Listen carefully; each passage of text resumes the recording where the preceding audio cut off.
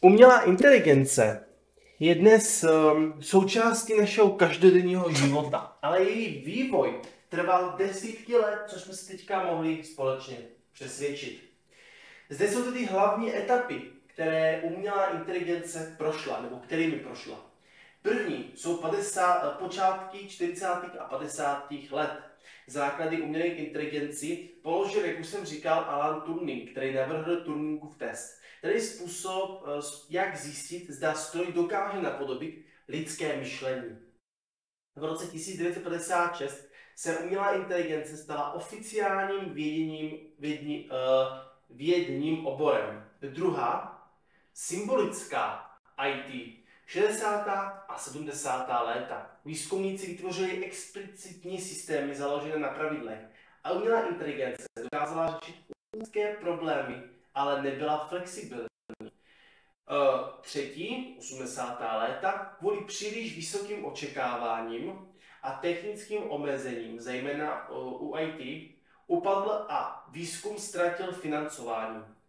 Čtvrtý, strojové učení 90. léta, umělá inteligence se díky většinu výkonu počítačů systémů začínají učit z dat, místo aby byly ručně naprogramované. Pátá, hluboké učení od roku 2010, neuronové sítě umožňují umělé inteligenci rozpoznat obrázky, překládat texty nebo porazit mistra světa ve hře Go. No a šestá, to je tam, kde se aktuálně nacházíme, tedy od roku 2020, generativní IT, moderní systémy jako je GPT nebo DALL-E umí vytvářet texty, obrázky a další obsah. Umělá inteligence stává běžnou součástí práce, studia, ale i zábavy.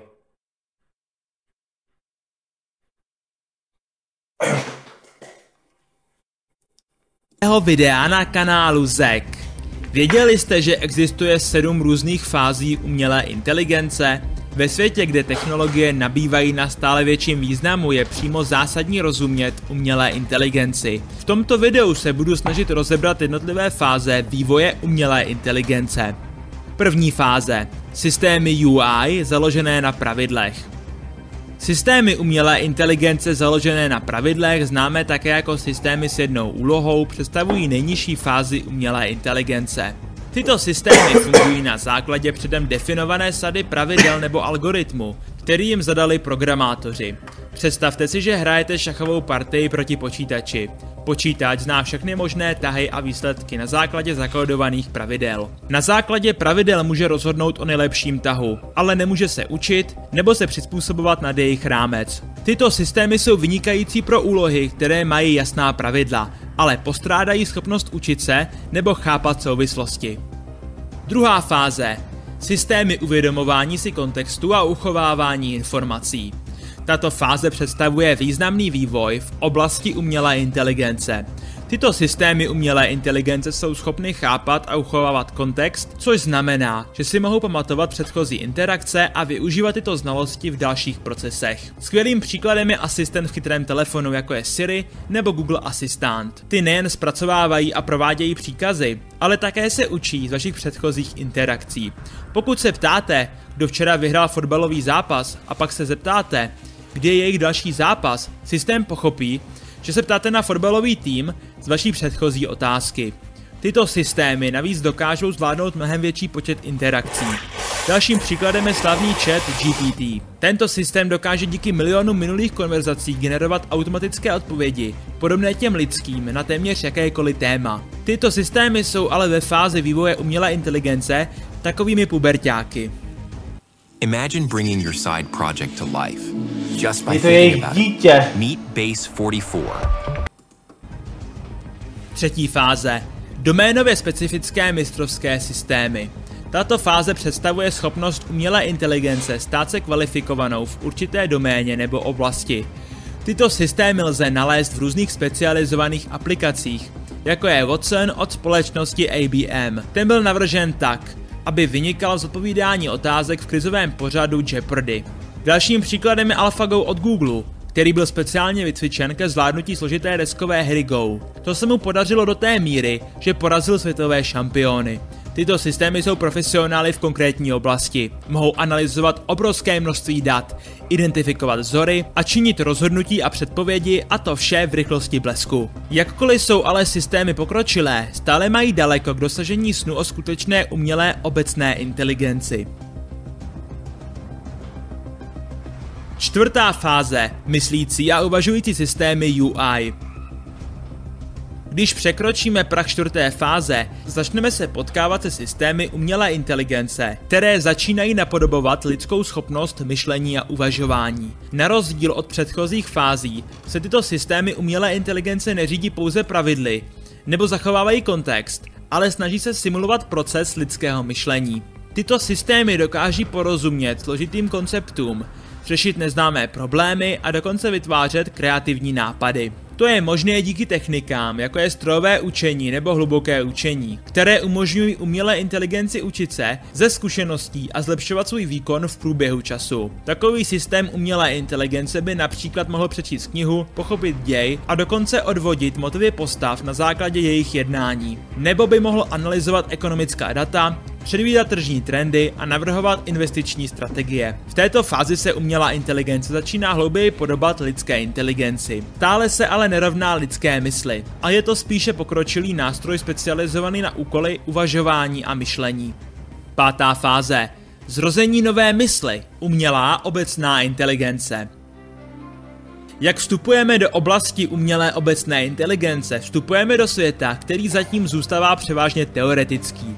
Umělá obecná inteligence označuje typ umělé inteligence, která se ve všech ohledech vyrovná lidské inteligenci. Tento systém by byl schopen porozumění, učení, přizpůsobování a implementování znalostí v širokém spektru úkolů. Nevynikal by pouze v jedné oblasti jako systémy třetího stupně. Pokud byste umělou obecnou inteligenci požádali, aby se naučila nový jazyk, napsala symfonii, odvodila složitý matematický teorém nebo dokonce porozuměla lidským emocím, tak by mohla být teoreticky schopna to udělat. Tato inteligence však prozatím zůstává konceptem. Je to hranice výzkumu umělé inteligence a také to je poslední bod, kdy se umělá inteligence vyrovná lidské inteligenci. Šestá fáze. Superinteligence. Toto je taková úroveň umělé inteligence, že je dokonce obtížné definovat, co je a co není umělá inteligence. Tento systém by měl totiž kognitivní schopnosti daleko přesahující naše vlastní chápání. Umělá superinteligence je svět, ve kterém umělá inteligence dokáže překonat člověka ve většině prací. Umělá superinteligence by mohla řešit složité globální problémy, jako je změna klimatu nebo léčba různých nemocí. Mohla by inovovat a tvořit způsoby, které si nikdo neumí představit. Mohla by navíc poskytnout vhled do tajemství vesmíru, která jsou v současné době mimo naše chápání. Příchod této inteligence sebou nese ale také řadu etických a bezpečnostních problémů. Potenciál zneužití je obrovský. To vyvolává zásadní otázky týkající se moci, kontroly a samotné povahy. Už nebudou vraždit lidi, už budou jenom programovat roboty, aby vraždili. Inteligence a vědomí. Sedmá fáze. Singularita umělé inteligence. Singularita umělé inteligence, často nazývaná jednoduše jako singularita, je hypotetický budoucí časový bod, kdy se technický růst stane nekontrolovatelným. To povede k velkým změnám v lidské civilizaci, což je spojováno především s příchodem umělé superinteligence. Termín singularita, který v tomto kontextu spopularizoval futurista Ray Kurzweil, je odvozen od fyziky. Tam singularita představuje bod podobný středu černé díry, kde se pravidla, která známe, zdánlivě rozpadají. V kontextu umělé inteligence singularita představuje bod, kdy je umělá superinteligence schopna se neustále zdokonalovat rychlostí daleko přesahující lidské schopnosti. Toto sebezdokonalování může potenciálně způsobit explozivní zrychlení technologického pokroku. Singularita je často spojována s dramatickými předpověďmi, jako je konec lidstva, schopnost nahrát lidské vědomí do počítače a masivní rozvrat společnosti. Je důležité poznamenat, že koncept singularity je velmi spekulativní a kontroverzní. Zatímco někteří odborníci ji považují za reálnou možnost, jiní ji považují za science fiction. Prostě si nikdo neumí představit, jak by taková superinteligence měla vypadat. Bez ohledu na to, jak se kdo staví k možnosti singularity, nám tato cesta 7 fázemi umělé inteligence pomůže pochopit velký potenciál této technologie. Jaký máte názor na umělou inteligenci? Využíváte ji nějak a pomohla vám například